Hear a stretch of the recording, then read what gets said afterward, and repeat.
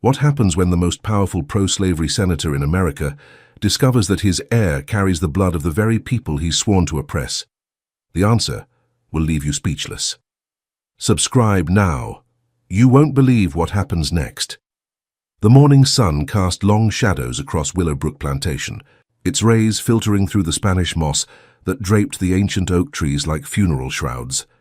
In the distance, the imposing white columns of the main house stood as monuments to power built on human suffering. This was 1858 Georgia, where cotton was king and human bondage was the foundation of wealth that stretched from the red clay hills to the Atlantic coast. Senator Marcus Harwood adjusted his gold pocket watch as he stepped onto the wraparound porch, his polished boots clicking against the painted wooden boards. At 45, he was a man who commanded respect through fear, his silver hair perfectly groomed, his dark eyes sharp as a hawk's. He had spent the last decade in Washington, crafting legislation that would preserve the institution of slavery for generations to come. His influence extended far beyond Georgia's borders.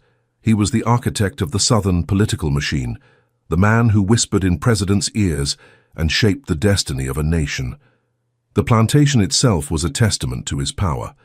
1,500 acres of prime cotton land, worked by over 200 enslaved souls, generated the wealth that funded his political ambitions. The main house, built by his grandfather in 1798, rose like a white temple to human oppression, its columns imported from Italy, its furnishings from France. Every brick, every board, every ornate detail had been paid for with human misery. "Helena!" His voice boomed across the morning air, disturbing a flock of mockingbirds that had been singing in the magnolia trees. "Where is my wife?" From the kitchen came the hurried footsteps of Martha, an elderly enslaved woman who had served the Harwood family for over 30 years. Her weathered hands trembled slightly as she approached, a lifetime of servitude having taught her to read the dangerous moods of her masters. She had raised Helena from a child, had been the closest thing to a mother the young woman had known after her own mother died in childbirth. The irony was not lost on Martha. She had loved and nurtured a child who would grow up to own her. "Master Harwood, Miss Helena is in the garden, sir. She's been there since dawn, tending to the roses like her mama used to do." The senator's jaw tightened. Helena's morning walks had become longer, more frequent and increasingly solitary. At 28, his wife possessed a beauty that had once been the envy of Georgia society. Golden hair that caught sunlight like spun silk, emerald eyes that could charm any man in Charleston. A figure that had graced the finest ballrooms from Savannah to Richmond. But lately, those same eyes held something that disturbed him: defiance. It was a look he had seen in the eyes of rebellious slaves just before they attempted escape, a dangerous glimmer of independence that threatened the natural order he had spent his life defending. Their marriage had been arranged by their fathers, a political alliance between two of Georgia's most powerful families. Helena had been 17, fresh from finishing school in Charleston, full of romantic notions about love and marriage. The senator had been 37, already established in his political career, needing a wife who could enhance his social standing and bear him heirs to continue his legacy. For 11 years, she had played the role perfectly: the gracious hostess, the devoted wife, the ornament that completed his image of Southern gentility. But something had changed in recent months. Helena had begun asking uncomfortable questions about the treatment of their slaves, had started reading books that the senator considered inappropriate for a lady of her station. She had even suggested, in a moment of shocking audacity, that perhaps some of their older slaves might be granted their freedom as a reward for faithful service. The senator had quickly disabused her of such dangerous notions, but the seed of rebellion had clearly been planted. In the slave quarters, a different kind of mourning was unfolding. The wooden cabins, arranged in neat rows like a miniature village, housed the human property that made the senator's wealth possible. Smoke rose from cooking fires as the enslaved community prepared for another day of backbreaking labor. Children played in the dirt between the cabins, their laughter a bittersweet reminder of innocence in a world that would soon steal their childhood and replace it with bondage. Elias wiped the sweat from his brow as he loaded the last of the cotton bales onto the wagon, his muscles straining against the weight. At 18, he stood taller than most men, his muscular frame a testament to years of back-breaking labor under the merciless Georgia sun. His skin bore the scars of the overseer's whip, but his spirit remained unbroken. It was his mind that set him apart, sharp, observant, dangerous in a world that demanded ignorance from his kind. Unlike most enslaved people on the plantation, Elias could read and write, skills he had learned in secret from an elderly slave named Samuel, who had once served as a house servant to a more liberal master. Samuel had taught him using scraps of newspaper and charcoal on wooden boards, always in the dead of night, always with the understanding that discovery would mean death for both of them. Samuel had died 3 years ago, taking his secrets to the grave, but not before passing on something more valuable than literacy, the understanding that knowledge was the key to freedom. Elias had used his education carefully, never letting on to the overseers or the senator that he possessed such dangerous skills. He could calculate the plantation's profits better than the bookkeeper, could read the political newspapers that the senator left lying around, could understand the growing tensions between North and South that were tearing the country apart. He knew that war was coming, could feel it in the changing attitudes of the white folks, in the whispered conversations among the slaves, in the very air that seemed to crackle with anticipation. "Boy!" The overseer's whip cracked in the air like thunder, causing several field hands to flinch instinctively. Jake Morrison was a brutal man, hired by the senator specifically for his reputation for maintaining discipline through fear. His face was scarred from a knife fight in his youth, and his cold blue eyes held no trace of human compassion. "Senator wants to see you at the house now, and you better not keep him waiting, or you'll feel my whip across your back." Elias's stomach clenched with familiar dread. Summons to the main house rarely brought good news for someone of his station. As he walked the dusty path between the quarters and the mansion, he passed the cotton fields where dozens of enslaved people were already at work, their bent backs creating a human landscape of suffering under the climbing sun.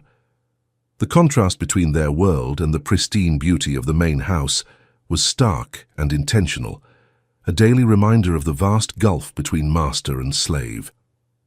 As he approached the house, he caught sight of Helena in the rose garden, a vision in white among the blood-red blooms. She was kneeling among the flowers, her white dress pristine against the red blooms, but her face was pale, almost ghostly. There was something different about her lately, a sadness that seemed to emanate from her very soul. She had always been kinder than her husband, speaking to the slaves with a gentleness that was rare among the plantation elite, but recently her kindness had taken on an almost desperate quality. Their eyes met for just a moment, a dangerous second that could cost him his life if witnessed by the wrong person. In that glance, he saw something that made his blood run cold. Fear. Not the everyday fear that all enslaved people lived with, but something deeper, more personal. It was the look of someone trapped in a cage of their own making, someone who had finally realized the true cost of their complicity in an evil system. The senator was waiting in his study, a room that served as the nerve center of his political operations. The walls were lined with leather-bound books, legal texts, political treatises, and philosophical works that justified the subjugation of human beings. Maps of proposed slave territories covered his mahogany desk, marked with red ink like battle plans for a war that was already being fought in the halls of Congress and the fields of Kansas. Portraits of Confederate heroes gazed down from the walls, their painted eyes seeming to judge all who entered. The room smelled of tobacco and leather, power and privilege. A crystal decanter of Kentucky bourbon sat on a side table, next to a humidor filled with the finest Cuban cigars. These were the trappings of a man who had never known want, never questioned his right to own other human beings, never doubted that God himself had ordained the natural order that placed white men at the top of creation's hierarchy. "Elias," the senator's voice was deceptively calm, like the stillness before a tornado. "I have a special task for you." "Yes, Master Harwood." The words tasted like ashes in Elias's mouth, but he had learned long ago that survival depended on playing the role expected of him. "My wife has been melancholy lately. The doctor says she needs more fresh air, more activity. You will accompany her on her walks, ensure her safety." The senator's eyes narrowed to slits, studying Elias's face for any reaction. "And report back to me about her conversations, her moods, her activities. Everything." Elias felt the trap closing around him like the jaws of a steel bear trap. The senator was asking him to spy on his own wife, to betray whatever confidence she might place in him. It was a test of loyalty, but also something more sinister, a way of ensuring that Helena remained under constant surveillance, even when her husband was away on political business. "Sir, wouldn't it be more proper for one of the house servants to— Are you questioning my judgment, boy?" The senator's voice dropped to a dangerous whisper, and his hand moved instinctively toward the pistol that always rested on his desk. "No, sir. Never, sir." Elias forced his voice to remain steady, though every instinct screamed at him to run. "Good, because I'd hate for you to end up like the last slave who thought he could think for himself." The senator gestured toward the window, where a lone oak tree stood in the distance, its massive trunk scarred by rope burns. Elias knew the stories of what happened beneath that tree, had heard the whispered tales of slaves who had been hanged for the crime of asserting their humanity. The threat hung in the air like smoke from a funeral pyre, and Elias understood that he was walking a tightrope over an abyss. One wrong step, one moment of defiance, and he would join the ghosts that haunted that ancient oak. That afternoon, as storm clouds gathered on the horizon like an omen of things to come, Elias found himself walking 3 paces behind Helena through the plantation's winding paths. The air was thick with humidity and unspoken tension, heavy with the promise of rain and the weight of secrets that neither dared to voice. The gardens of Willowbrook were legendary throughout Georgia, a maze of carefully cultivated beauty that masked the ugliness of the system that maintained them. Roses bloomed in perfect rows, their thorns hidden beneath velvet petals. Jasmine climbed trellises with suffocating sweetness, while Spanish moss draped from ancient oaks like the tattered remnants of forgotten dreams. It was a paradise built on hell, beauty sustained by brutality. "You don't have to stay so far behind," Helena said softly, not turning around. Her voice carried a note of sadness that seemed to echo through the garden. "He can't see us from here." "Ma'am, it wouldn't be proper," Elias began, but she cut him off with a gesture. "Proper?" She stopped abruptly, spinning to face him with an intensity that caught him off guard. Up close, he could see the tears she'd been fighting, the way her hands trembled despite her efforts to maintain composure. What's proper about any of this? What's proper about a system that treats human beings like cattle? What's proper about a world where I have more freedom than you, but still feel like a prisoner in my own home? Elias glanced around nervously, his eyes scanning the garden for any sign of watching eyes. Such words were treason in Georgia, especially from a senator's wife. The wrong person overhearing this conversation could mean death for both of them. "Ma'am, you shouldn't—" "Shouldn't what? Speak the truth?" Her voice cracked like breaking glass. "Do you know what my husband did yesterday, Elias? He bought a 10-year-old girl, a child. Her name is Lucy, and she was crying for her mother when they brought her here. And when I protested, when I begged him to at least keep the family together, he reminded me that I'm as much his property as anyone else on this plantation."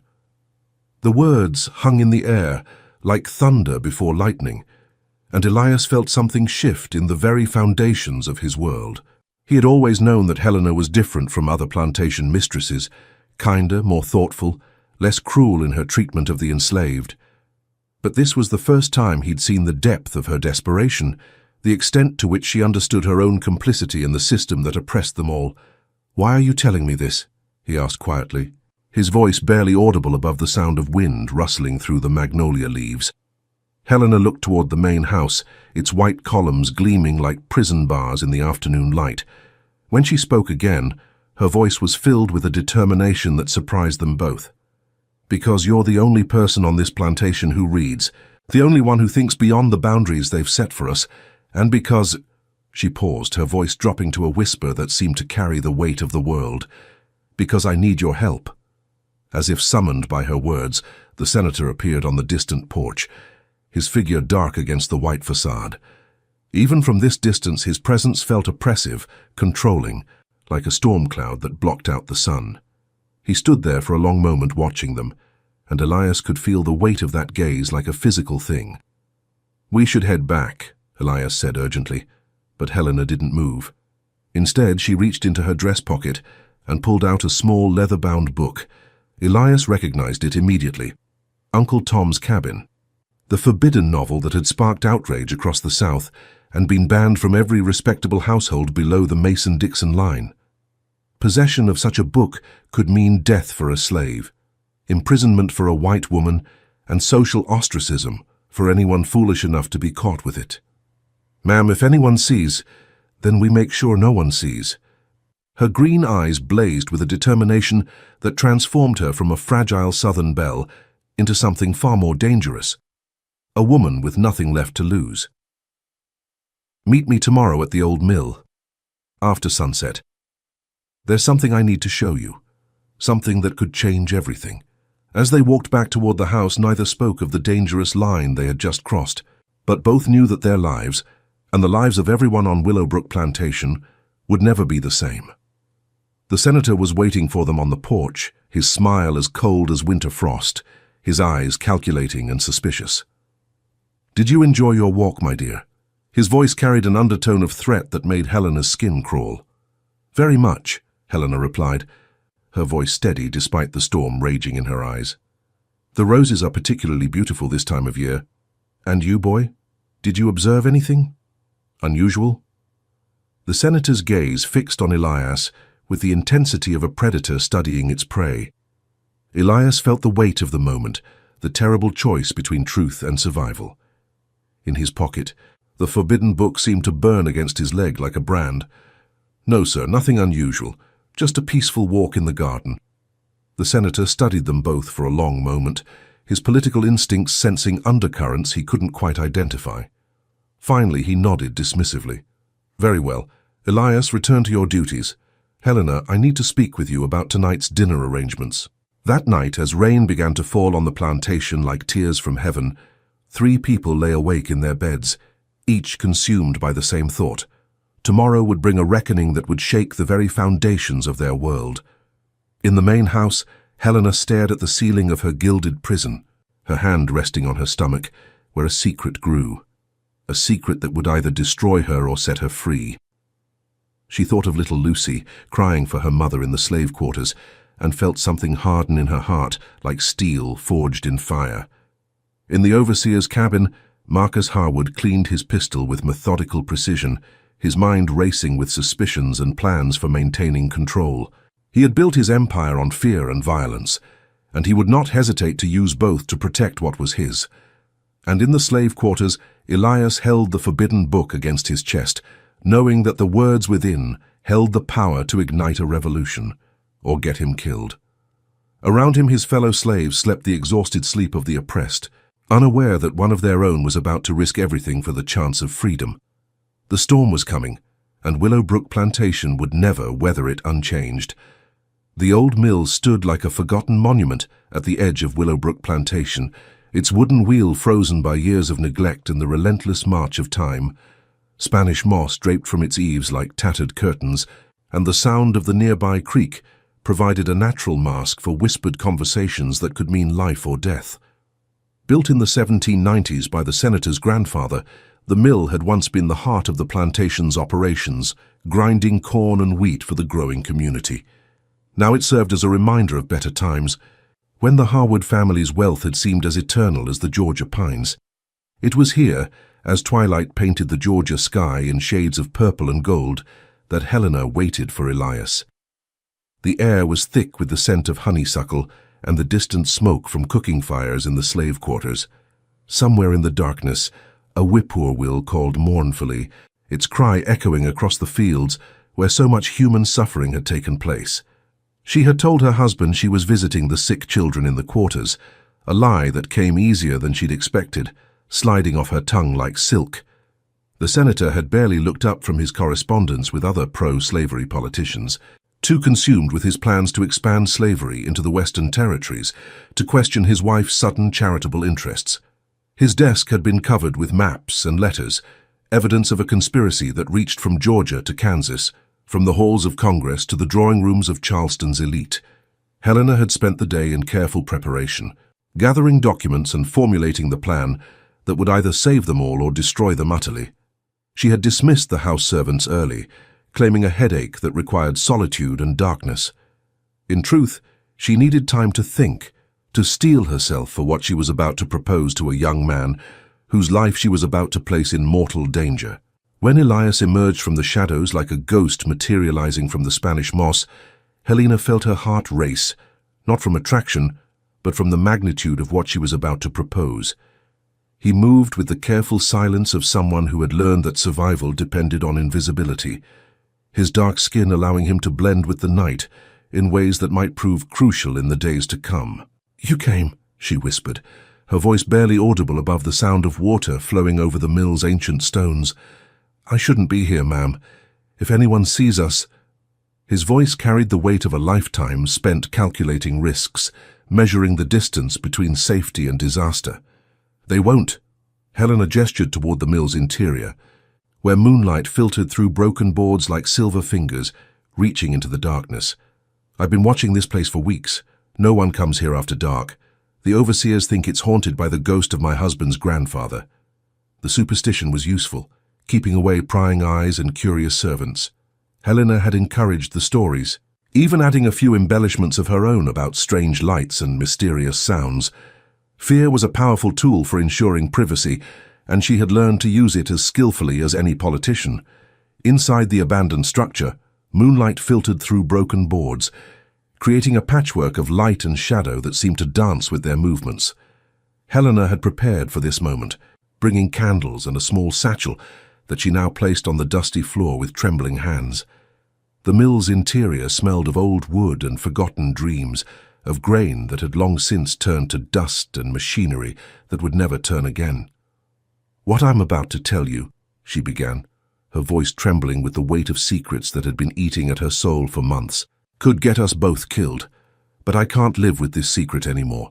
I can't watch this evil continue while I do nothing to stop it." Elias remained standing, every muscle tense, ready to flee at the first sign of danger. His eyes constantly scanned the shadows, listening for footsteps or voices that might signal discovery. "Ma'am, whatever this is, my husband is planning something terrible."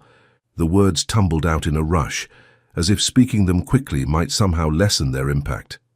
"He's not just supporting slavery in Congress, he's organizing a network of plantation owners to expand it forcibly into Kansas and Nebraska.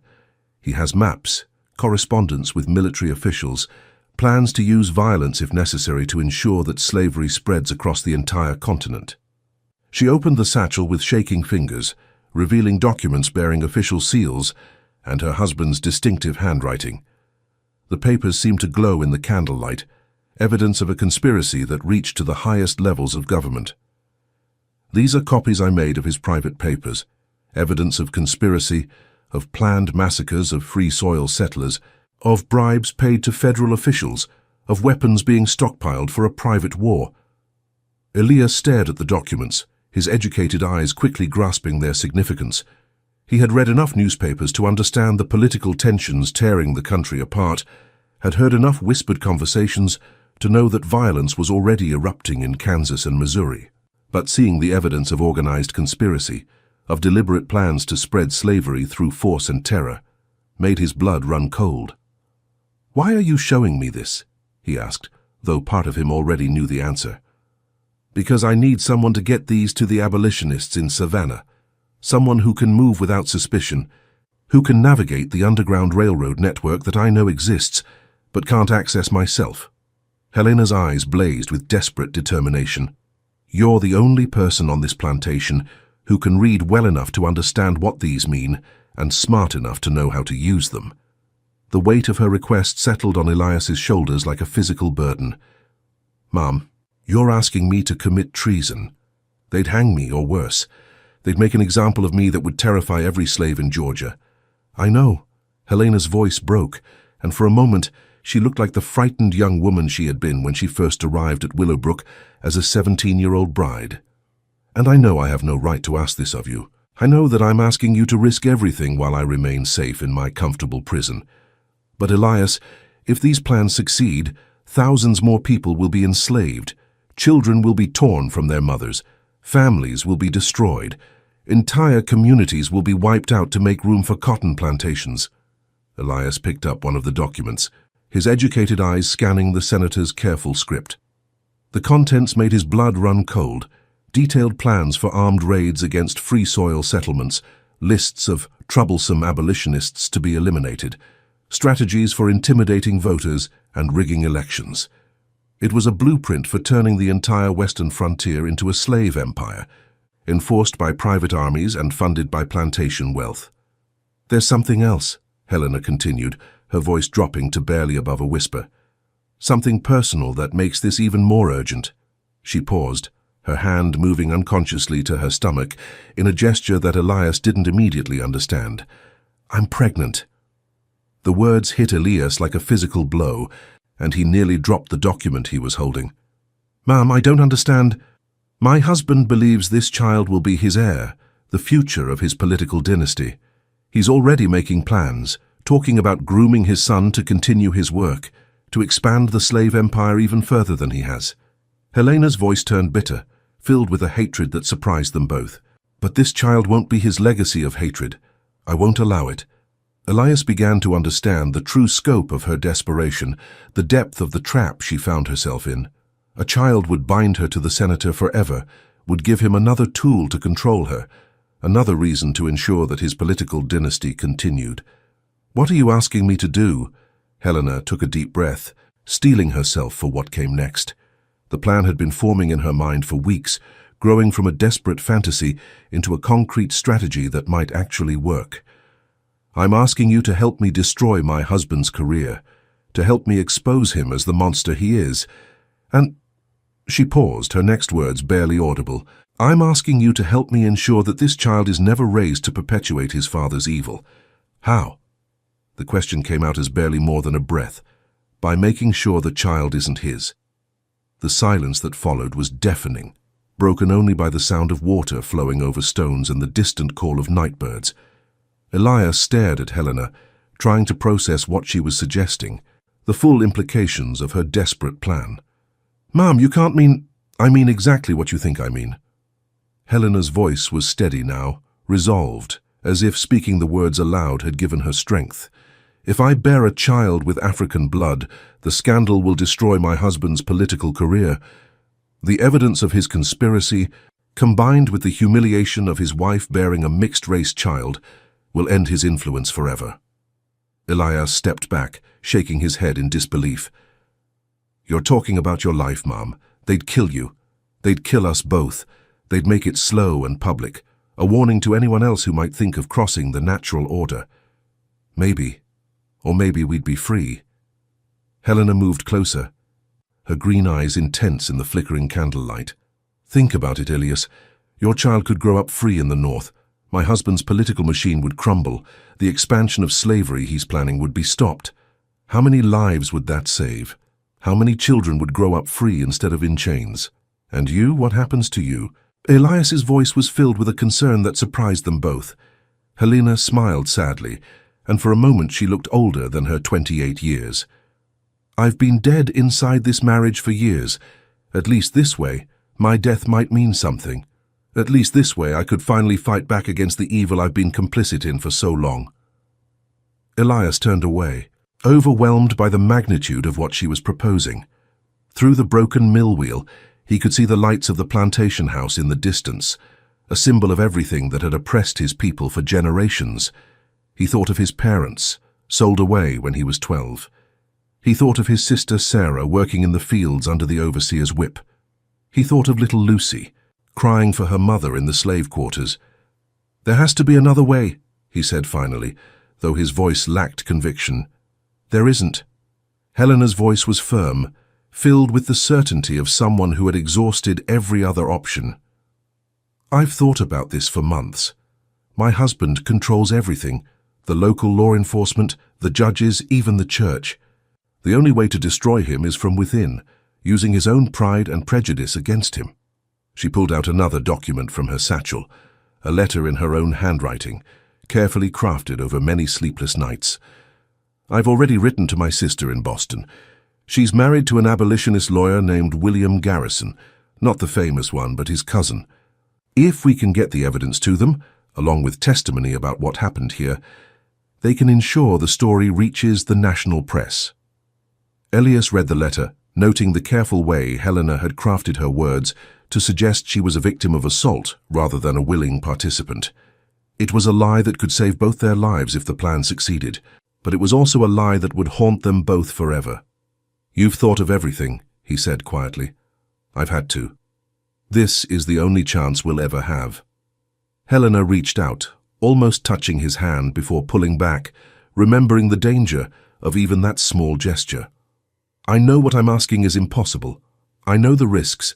But Elias, if we don't act now, how many more children will grow up in chains? How many more families will be destroyed?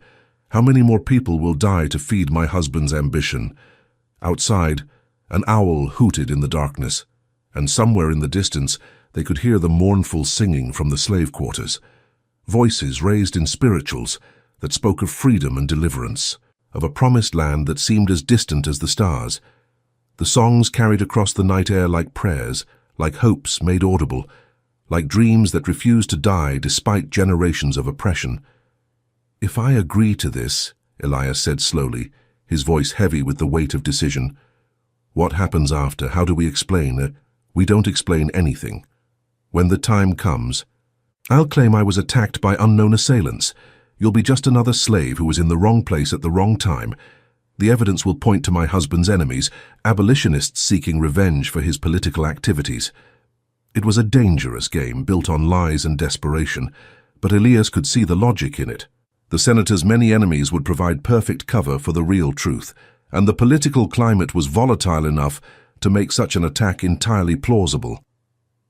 And the child will grow up free, knowing that their existence helped end one of the greatest evils of our time.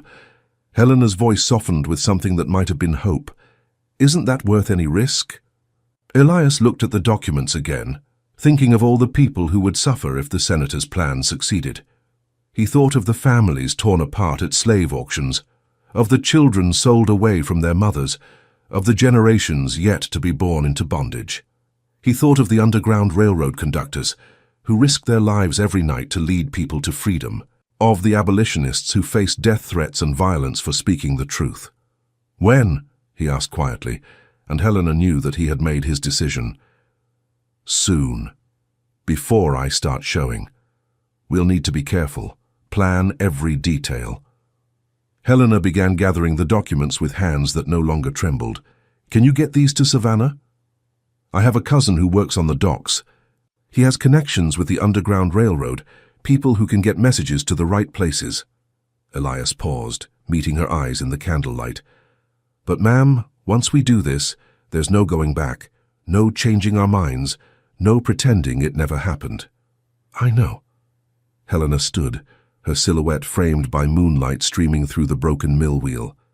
"I've been trapped in this life for 10 years, watching my husband destroy lives while I did nothing. This is my chance to finally fight back, to finally do something that matters." As they prepared to leave the mill, Helena turned to Elias one last time. "I need you to know, this isn't about desire or attraction. This is about justice, about creating something good from all this evil, about ensuring that your child grows up in a world where they can be truly free." Elias nodded, understanding the distinction that was so crucial to them both. "I know, ma'am. This is about freedom. This is about hope. This is about making sure that the next generation doesn't have to live the way we have." They left the mill separately, Helena returning to the main house where her husband waited with questions about her extended absence, and Elias slipping back to the quarters where he would spend the night staring at the ceiling, knowing that he had just agreed to the most dangerous plan of his life. In the distance, storm clouds gathered on the horizon, and the wind carried the scent of rain and change. Willowbrook Plantation was about to become the epicenter of a scandal that would shake the very foundations of the antebellum South, and two unlikely allies had just forged a bond that would either destroy them both or set them free. The die had been cast, and there would be no turning back. 3 weeks had passed since the meeting at the mill, and the tension at Willowbrook Plantation had become almost unbearable, like the oppressive heat before a summer storm. Senator Harwood had grown increasingly suspicious of his wife's behavior, noting her pale complexion and frequent absences from social gatherings that had once been the highlight of her existence. The senator's political instincts, honed by years of navigating the treacherous waters of Washington politics, sensed undercurrents he couldn't quite identify, but knew were dangerous. Helena, meanwhile, struggled to maintain her composure while secretly preparing for the most dangerous gamble of her life. She had begun making subtle changes to her routine, establishing patterns that would provide alibis for the crucial night ahead. She had started taking evening walks alone, claiming the need for solitude to ease her supposed melancholy. She had dismissed her personal maid on several occasions, saying she preferred to dress herself. Most importantly, she had begun cultivating a reputation for unpredictable moods, laying the groundwork for the story she would eventually tell. The plantation itself seemed to sense the approaching storm. The slaves whispered among themselves about strange dreams and omens, birds flying in unusual patterns, flowers blooming out of season, the old oak tree creaking in windless air. Even the overseer, Jake Morrison, had noticed the change in atmosphere, commenting to his wife that the slaves seemed more restless than usual, more prone to singing their spirituals late into the night. The opportunity came on a humid Thursday evening in late September, when the air hung heavy with the promise of rain and the scent of jasmine seemed almost suffocating in its intensity. The senator had departed for Atlanta that morning to meet with other pro-slavery politicians, planning to be gone for 3 days while they finalized their plans for armed intervention in Kansas. His carriage had disappeared down the oak-lined drive in a cloud of dust, carrying with it the oppressive weight of his presence. The overseer had taken ill with fever that afternoon, a convenient development that Helena had helped along with a carefully prepared meal containing herbs that would cause temporary but convincing symptoms of illness. With Morrison confined to his bed and the senator away, the plantation was under the minimal supervision of the house servants, all of whom Helena had carefully positioned to be elsewhere when the crucial moment arrived. Helena had spent the day in careful preparation, her movements calculated with the precision of a general, planning a military campaign. She had sent most of the house staff to tend to 6 slaves in the quarters, a convenient excuse that would keep them occupied and away from the main house for hours. She had dismissed the remaining servants early, claiming a severe headache that required complete solitude and darkness. The irony was not lost on her that she was using the very tools of oppression, the absolute authority of a plantation mistress, to create the conditions for rebellion. As darkness fell, like a velvet curtain across the Georgia landscape, Helena made her way to the library, where Elias was waiting as planned. The room was dimly lit by a single candle, its flame casting dancing shadows on the walls, lined with books that justified slavery and celebrated the supposed superiority of the white race. The contrast between the setting and their purpose was stark and intentional. They were about to commit an act that would shatter every assumption those books represented. "Are you certain about this?" Elias asked one final time, his voice heavy with the weight of what they were about to do. He had spent the past 3 weeks in a state of constant tension, knowing that discovery would mean not just death, but the kind of prolonged torture that would serve as a warning to every slave in Georgia. Helena nodded, though her hands trembled slightly, despite her efforts to maintain control. "The documents are already on their way to Savannah. Your cousin took them yesterday, hidden in a shipment of cotton bound for Boston. There's no turning back now." She had spent weeks perfecting their story, a tale of assault by unknown abolitionists seeking to humiliate the senator. It was a narrative that would play perfectly into the existing tensions between pro-slavery and anti-slavery factions, providing cover for the truth while destroying her husband's political career. The beauty of the plan lay in its simplicity. It used the senator's own paranoia and the political climate of the time to create a believable explanation for the unthinkable. "Remember," Helena whispered, her voice barely audible in the candlelit room, "when this becomes public, you know nothing. You were never here. If anyone asks, you were in the quarters all evening, playing cards with the other men. Samuel and Moses have already agreed to provide your alibi." Elias understood the necessity of the lie, but it didn't make the deception any easier. He had spent his entire life being forced to lie for survival, and now he was choosing to lie for freedom, but the weight of it still pressed down on him like a physical burden. And you? How will you explain? I'll say I was attacked while walking in the garden, that I fought back but was overpowered. The physical evidence will support the story. Helena's voice was steady, but her eyes betrayed her fear. She had thought through every detail, every possible question, every potential flaw in their narrative. My husband's enemies will be blamed, and the scandal will destroy his credibility forever. The plan was audacious in its simplicity. The senator had made so many enemies through his extreme pro-slavery positions that an attack on his family would seem entirely plausible. Abolitionists had already been blamed for violence in Kansas and Missouri. Extending that violence to Georgia would surprise no one. The political climate was so charged that such an attack would be seen as inevitable rather than suspicious.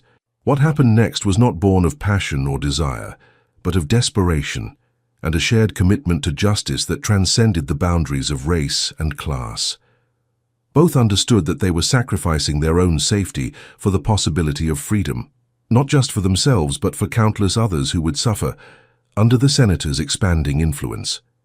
The act itself was brief, clinical, necessary, a transaction in service of a greater cause, a calculated risk taken by two people who had been pushed beyond the limits of endurance. The room seemed to hold its breath as they crossed the line that separated them from their old lives forever. Outside, the night sounds of the plantation continued, the distant singing from the slave quarters, the call of night birds, the rustle of Spanish moss in the evening breeze. But inside the library, time seemed suspended, as if the very universe was holding its breath while history pivoted on this single moment. Afterward, as they prepared to separate and return to their respective roles, Helena gripped Elias's hand tightly, her fingers intertwining with his in a gesture that spoke of shared purpose rather than romantic attachment. "Whatever happens," she whispered, her voice filled with a fierce determination that surprised them both, "remember that this child will grow up free. That has to be enough. That has to make all of this worthwhile." Elias nodded, understanding the magnitude of what they had just set in motion. "It will be enough, it has to be." They separated then, Helena returning to her bedroom, where she would spend the night creating the physical evidence to support their story, and Elias slipping back to the slave quarters, where he would establish his alibi and try to sleep, despite the knowledge that his life had just changed forever. 2 months later, as autumn gave way to winter and the cotton harvest was completed, Helena's pregnancy became undeniable. Senator Harwood's joy was evident to everyone on the plantation.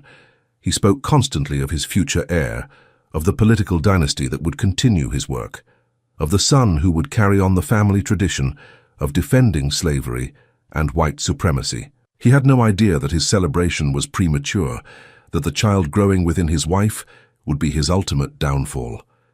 The senator's happiness manifested in grand gestures that made Helena's deception even more painful. He commissioned a portrait artist from Charleston to paint Helena's pregnancy, hired the finest craftsmen to create a nursery fit for a future political leader, and began making plans for his son's education at the most prestigious schools in the South. Every gesture of paternal pride was like a knife in Helena's heart, but she endured it all with the stoicism of someone who knew that the end would justify the means. Helena played her part perfectly, accepting her husband's attention while secretly counting the days until her plan would reach its conclusion. She had calculated carefully. The timing would suggest conception during the senator's absence in Atlanta, lending credibility to her eventual story of assault. She attended social gatherings with a radiant smile, accepted congratulations from the wives of other plantation owners, and even allowed herself to be the subject of newspaper articles celebrating the continuation of one of Georgia's most prominent political families. Meanwhile, the documents Elias had smuggled to Savannah were making their way through abolitionist networks like wildfire through dry grass. Helena's sister in Boston had received them and immediately recognized their significance. The evidence of Senator Harwood's conspiracy was being copied and distributed to newspapers across the North, building toward a revelation that would coincide perfectly with the birth of Helena's child. The timing was crucial. The scandal would break just as the physical evidence of Helena's assault became undeniable. As winter turned to spring, Helena's condition became more pronounced, and with it, the senator's excitement grew to almost manic proportions. He hired the best doctors in Georgia to attend to his wife, never suspecting that each examination brought them closer to a truth that would destroy him. He threw elaborate parties to celebrate the coming birth, invited political allies from across the South to witness the continuation of his legacy, and even began drafting speeches about the importance of family values in maintaining Southern civilization. It was during one of these medical visits, in the early spring of 1859, that Helena received confirmation of what she had suspected. The child she carried would clearly display its mixed heritage. Dr. Morrison, a family friend who had attended Helena since childhood, noticed certain indicators during his examination that made him deeply uncomfortable. He was a man of science, trained to observe and diagnose, and what he observed defied every assumption about the natural order that had governed his life. "Mrs. Harwood," he said carefully, his voice heavy with implications he didn't want to voice, "I need to discuss something with you privately."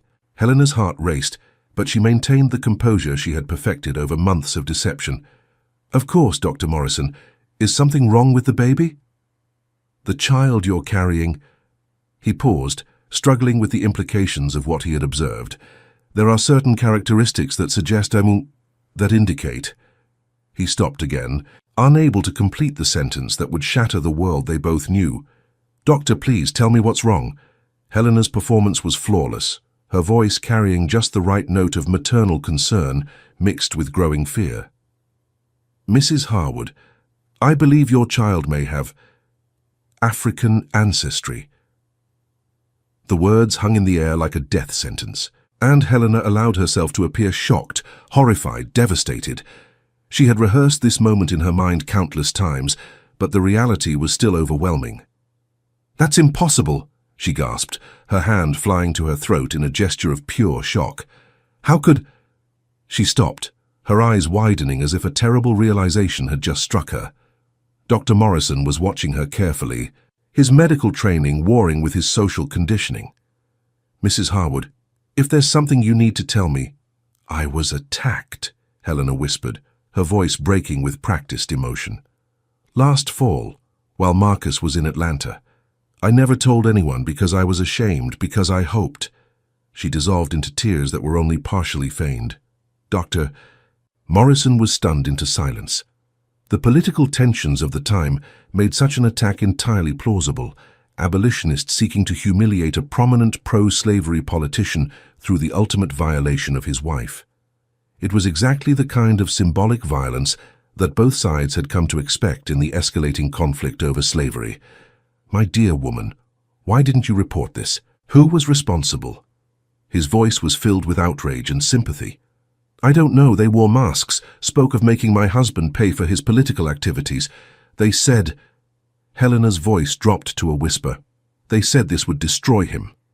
The doctor's face darkened with understanding and fury. The attack on Helena was not just a personal violation, but a political act, designed to humiliate the senator and destroy his influence. It was the kind of calculated cruelty that the conflict over slavery had made commonplace. "We must tell your husband immediately," Dr. Morrison said, his voice shaking with anger. "No!" Helena's response was sharp, desperate. "He can't know, not yet. The shock could kill him and his political career. Please, doctor, you must give me time to find the right way to tell him." Dr. Morrison reluctantly agreed, but Helena knew she had only days before the truth would become impossible to hide. The senator was due to return from Washington within the week, and when he did, her carefully constructed plan would finally reach its climax. That evening, Helena sent word to Elias through Martha, the elderly house servant who had become an unwitting accomplice in their deception. The message was simple: "It's time." The evidence of the senator's conspiracy was already circulating in northern newspapers, building toward the revelation that would destroy his political career. The birth of a mixed-race child to the senator's wife would provide the final, devastating blow to his credibility and influence. Elias understood the significance of the message. Everything they had planned, everything they had risked, was about to come to fruition. The senator's world was about to collapse, and from its ashes, a new future might emerge, one where their child could grow up free, where the expansion of slavery would be stopped, where justice might finally prevail. As Helena prepared for the confrontation that would change everything, she thought of the child growing within her, a child who would be born free, whose very existence would help end one of the greatest evils of their time. The sacrifice had been enormous, the risk incalculable, but the potential reward, freedom for countless souls, made it all worthwhile. The storm that had been building for months was about to break, and when it did, nothing at Willowbrook Plantation would ever be the same. Senator Marcus Harwood returned to Willowbrook Plantation on a crisp April morning in 1859, his carriage wheels crunching on the gravel drive as he approached the white-columned mansion that had been his family's seat of power for 3 generations. The morning air was filled with the scent of blooming dogwood and the distant sound of field hands singing as they worked, creating an atmosphere of pastoral tranquility that masked the storm about to break. He was in high spirits, having secured crucial votes in Washington for his expansion of slavery into the Western Territories, and his correspondence with military officials suggested that armed intervention in Kansas would soon be a reality. What he didn't know was that his world was about to collapse with the force of an earthquake, that the very foundations of his power were already crumbling beneath his feet. In his absence, copies of his secret documents had reached every major newspaper in the North, and the story of his conspiracy was spreading like wildfire through abolitionist networks. Federal marshals were already en route to Georgia, armed with warrants and evidence that would destroy not just his career, but his freedom. Helena watched from the upstairs window as her husband's carriage approached, her hand resting on her now prominent belly. At 7 months pregnant, she could no longer hide her condition, and the time for revelations had come. The child within her moved restlessly, as if sensing the approaching storm, and Helena whispered a silent prayer for the strength to see their plan through to its conclusion. The plantation itself seemed to hold its breath in anticipation. The Spanish moss hung motionless in the still air. The mockingbirds had fallen silent, and even the ever-present sound of insects seemed muted. It was as if nature itself was preparing for the reckoning that was about to unfold. Dr. Morrison had been growing increasingly uncomfortable with keeping Helena's secret, and she knew that within hours the truth would emerge whether she was ready or not. The elderly physician had spent sleepless nights wrestling with his conscience, torn between his loyalty to the Harwood family and his duty as a man of medicine. His wife had noticed his distress, and Helena knew that the secret was becoming too heavy for him to bear alone. "Ma'am?" Martha appeared in the doorway. Her weathered face creased with worry that went beyond her usual concern for her mistress. The elderly slave had served the Harwood family for over 30 years, had raised Helena from childhood, and her maternal instincts told her that something momentous was about to happen. "The master's back. He's asking for you, and he seems excited about something." Helena nodded, steeling herself for what was to come. "Tell him I'll be down shortly. I need to prepare myself." The words carried a double meaning that Martha couldn't understand, but somehow sensed. In the slave quarters, Elias was loading cotton bales onto a wagon, but his mind was elsewhere, focused on the approaching climax of their dangerous plan. He had received word through the Underground Railroad network that the documents he had smuggled to Savannah were now front-page news in Boston, New York, and Philadelphia. The senator's conspiracy had been exposed in devastating detail, and calls for his arrest were growing louder by the day. Prominent politicians were distancing themselves from him, and his political allies were scrambling to avoid being caught in the scandal. The irony was not lost on Elias that he was performing the same back-breaking labor he had done for years, even as he had set in motion events that would shake the very foundations of the system that enslaved him. His fellow slaves sensed something different about him, a tension that went beyond the usual stress of plantation life, but none could have imagined the magnitude of what he had helped orchestrate. The senator strode into the main house with his usual commanding presence, his voice booming across the marble foyer as he called for his wife. His political success in Washington had filled him with confidence, and he was eager to share his victories with Helena and to check on the progress of his future heir. The nursery he had commissioned was nearly complete. filled with the finest furniture money could buy and decorated with paintings depicting the glorious history of the South. When Helena appeared at the top of the grand staircase, moving slowly due to her advanced pregnancy, his face lit up with joy at the sight of her condition. She was a vision in pale blue silk, her golden hair arranged in an elaborate style that emphasized her delicate features, but there was something in her eyes that should have warned him of the storm to come. "My dear," he exclaimed, rushing up the stairs to embrace her with an enthusiasm that made Helena's skin crawl. "You look radiant. How is our son progressing? I have such wonderful news to share about our future, about the legacy we're building for him."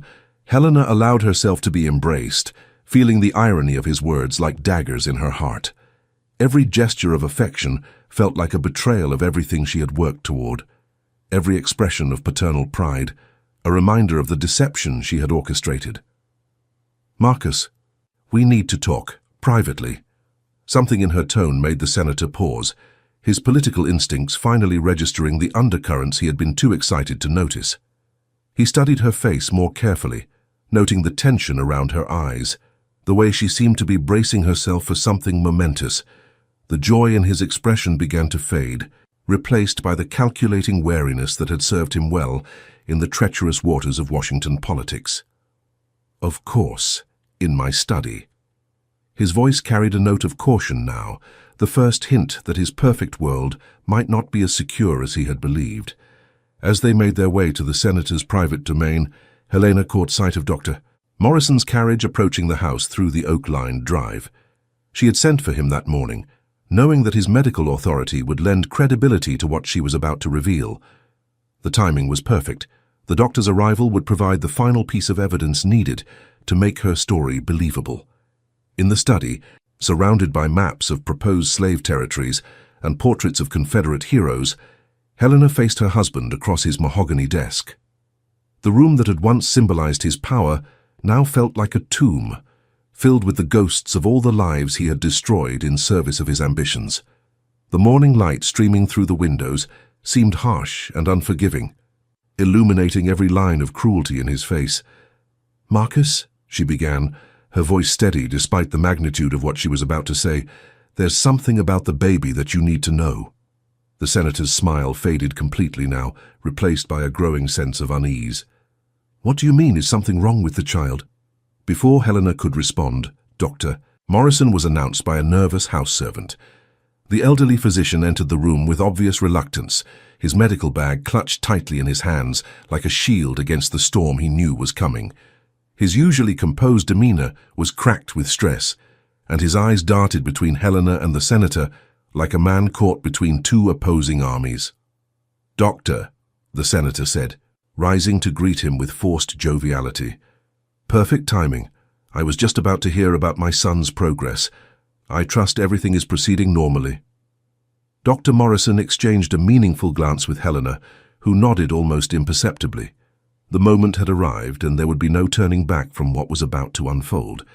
"Senator Harwood," the doctor began carefully, his voice heavy with the weight of what he was about to reveal, "I'm afraid there are complications with your wife's pregnancy that we need to discuss." "Complications?" The senator's voice sharpened with alarm, his paternal instincts overriding his political caution. "What kind of complications? Is Helena in danger? Is the baby, the child your wife is carrying?" Dr. Morrison paused, struggling with words that would shatter a man's world. "Based on my examinations, I believe the child has African ancestry." The silence that followed was deafening, broken only by the ticking of the grandfather clock in the corner and the distant sound of field hands singing as they worked. Senator Harwood stared at the doctor as if he had spoken in a foreign language, his mind refusing to process the implications of what he had just heard. "That's impossible," he said finally, his voice barely above a whisper. "You must be mistaken. There has to be some other explanation." "I'm afraid not, sir. The indicators are quite clear to anyone with medical training." Dr. Morrison's voice was steady now, his professional authority lending weight to the devastating revelation.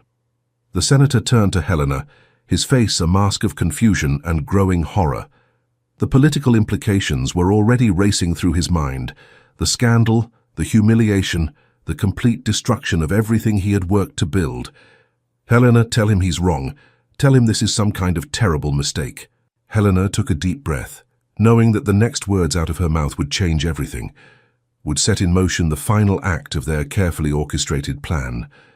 Marcus, last fall, while you were in Atlanta, I was attacked.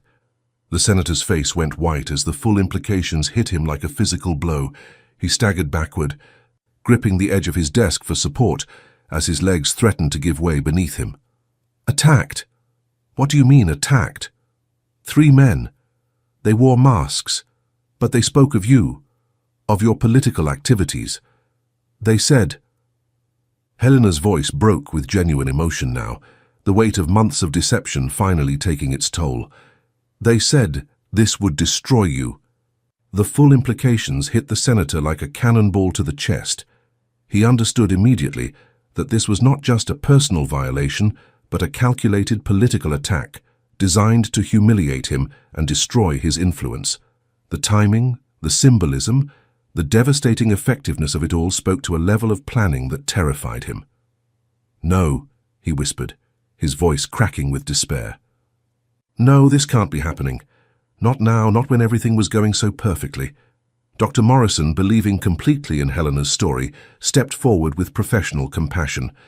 "Senator, your wife has been through a terrible ordeal. She needs your support now more than ever. The trauma she has endured..." But the senator wasn't listening. His mind was racing, calculating the political implications of what he had just learned.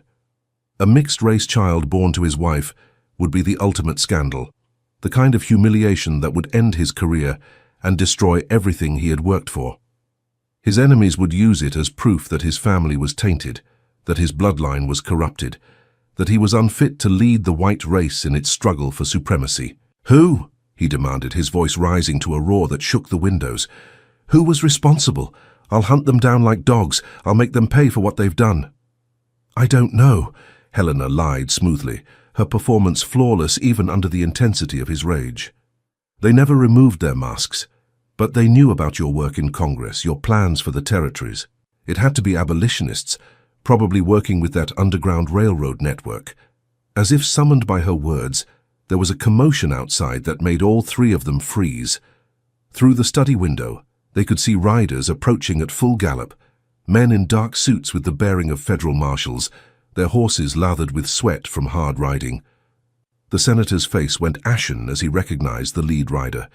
"That's Marshal Davidson from Atlanta," he said, his voice hollow with dawning realization. "What is he doing here? How did they—" Helena knew exactly what they were doing there, but she maintained her expression of confused innocence. The evidence of the senator's conspiracy had finally reached the right hands, and the wheels of justice were turning with inexorable force. The timing was perfect. The personal scandal would coincide with the political one, creating a perfect storm that would destroy the senator completely. A servant knocked on the study door with obvious nervousness. "Master Harwood, there are federal marshals here to see you. They say it's urgent government business, and they won't be turned away." The senator looked at his wife, then at Dr. Morrison, then at the approaching lawman. In that moment he understood that his world was collapsing from multiple directions, that forces beyond his control had been set in motion to destroy him. His paranoia, which had served him well in politics, now told him that this was all connected. The attack on Helena, the arrival of the marshals, the timing of it all. "This is connected," he said slowly, his voice filled with growing certainty. "The attack on you, these marshals. Someone has orchestrated this entire thing. Someone has been planning my destruction for months." Helena said nothing, but her silence was answer enough for a man trained to read political undercurrents. Marshal Davidson entered the study without ceremony, his hand resting on his pistol and his face grim with official purpose. Behind him came 2 deputies, their eyes scanning the room for any sign of resistance. "Senator Marcus Harwood, you are under arrest for conspiracy to incite violence against United States citizens and for planning armed insurrection in the territories of Kansas and Nebraska." "This is outrageous," the senator blustered, but his voice lacked its usual commanding authority. "On what evidence? What proof do you have of these ridiculous charges?" "Documents bearing your signature." correspondence with known conspirators, detailed plans for armed raids against free soil settlers. The marshal's voice was cold, professional, carrying the weight of federal authority. We also have testimony from witnesses who can verify your involvement, and financial records showing payments to mercenaries and weapons dealers.